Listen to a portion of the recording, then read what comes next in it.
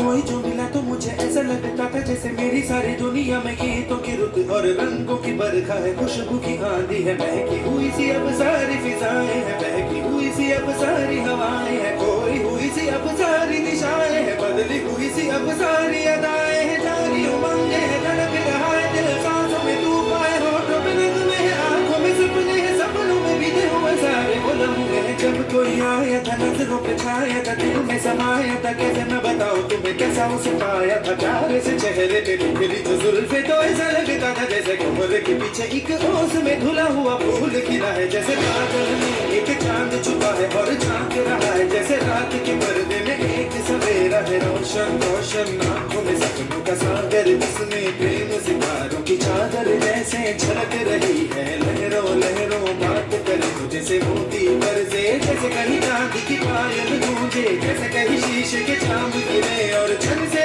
टूटे, जैसे कोई चुप के सितार बजाए, जैसे कोई चांदनी रात में गाए, जैसे कोई हाल से पास बुलाए। कैसी मीठी बात थी वो, कैसी मुलाकात थी वो, जब मैंने जाना था नजरों से कैसे बिखर गए दिल और आसमान है, कैसी मंजिल और कैसे उतरता है चांद जमीन पर, कैसे कभी लगता है स्वर्ग लगे